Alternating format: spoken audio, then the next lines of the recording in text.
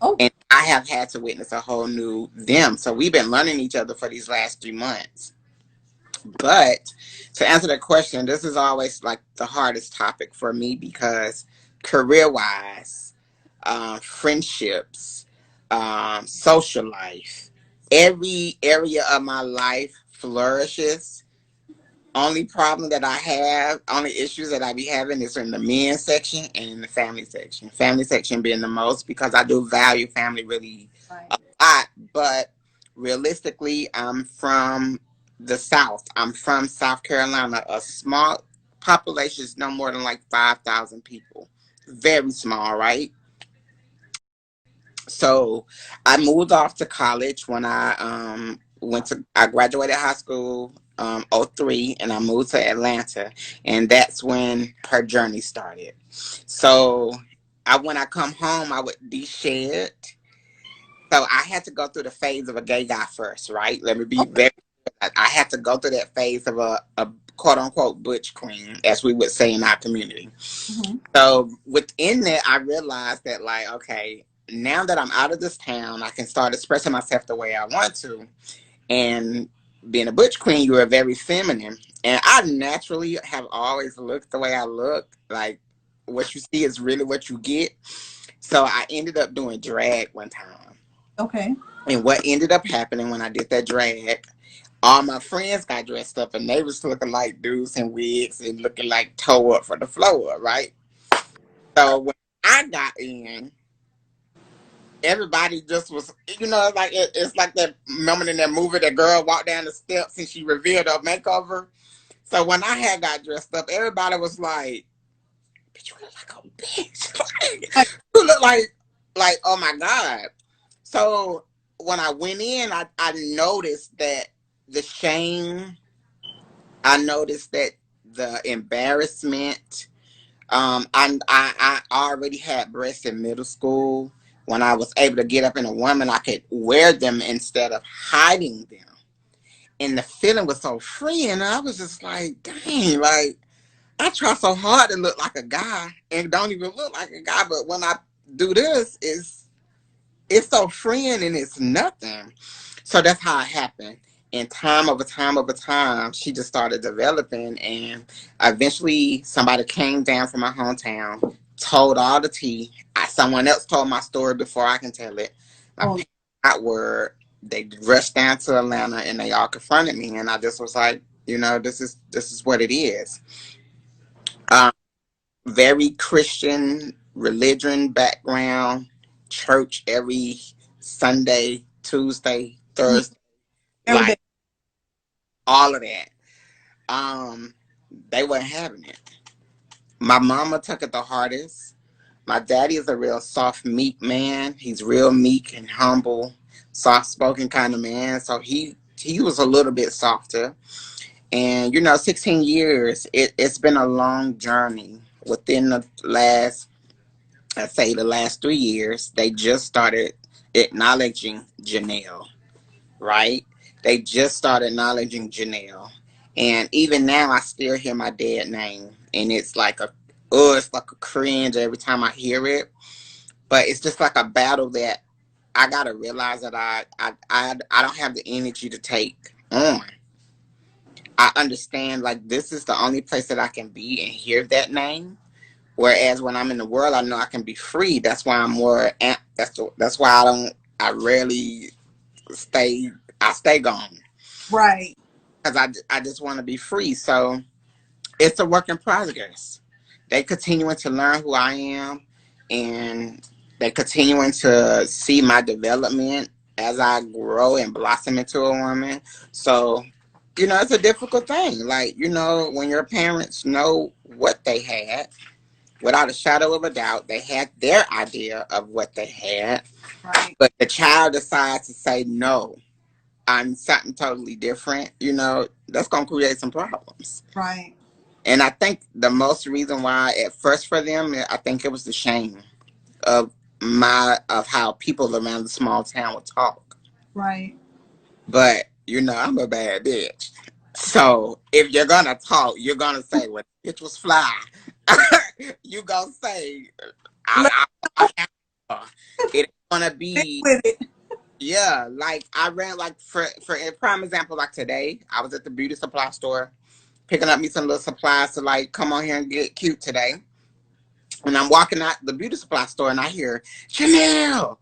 And I'm like, who the hell like know me? Because I haven't lived here in this long in over 16 years. It's the longest I have been back in South Carolina at my parents' house since I've been gone.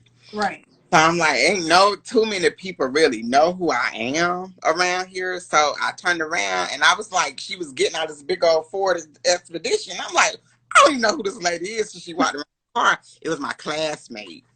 And Oh, she came and hugged me. She embraced, deep embrace, and she pulled away and she just said, I love you so much. And I just was like, yo, I really appreciate you calling me Janelle. She's like, I ain't gonna lie.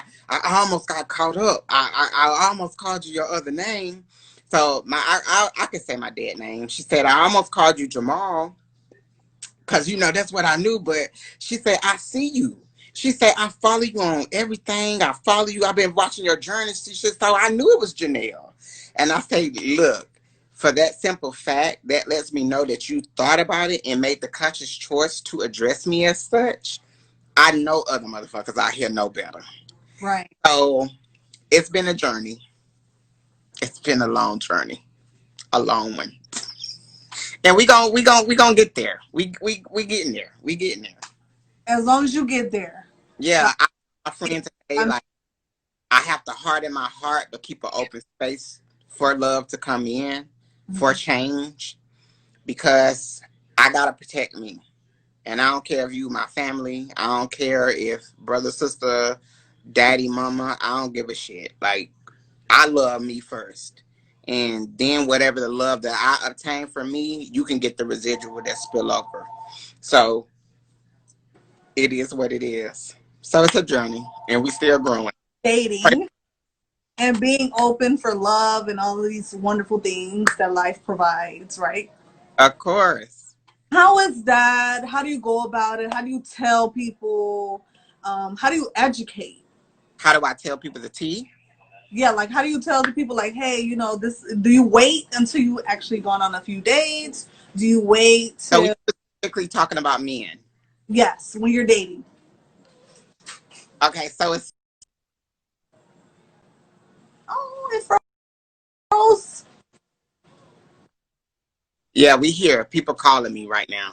Oh, I knew so this was tap in, tap yeah. in.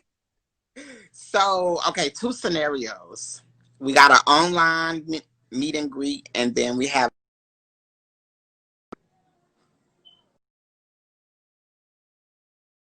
y'all keep calling me. So if it freezes up, just know I'm coming right back. She gonna keep calling me because I know what she's calling me for. But so for instance, if I meet them in person is actually sometimes a little bit easier, because they get to see me and they get to feel my energy. They get to hear me talk. They get to see how I move. They already sizing me up, right?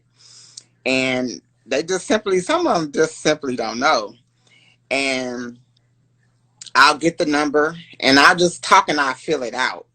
And just when I just have a heightened sense that I just need to say something, and if he's going to like, I'll probably go out on a date and not say nothing because I already know it's I don't have to hide nothing because he already experienced me in my fullness.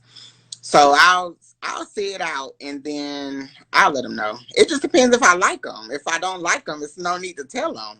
Because Right, if I like you, it's like I don't want to waste that energy on you and get judged for no reason. And exactly. potentially you want to try to harm me. And I don't really give two shits about you.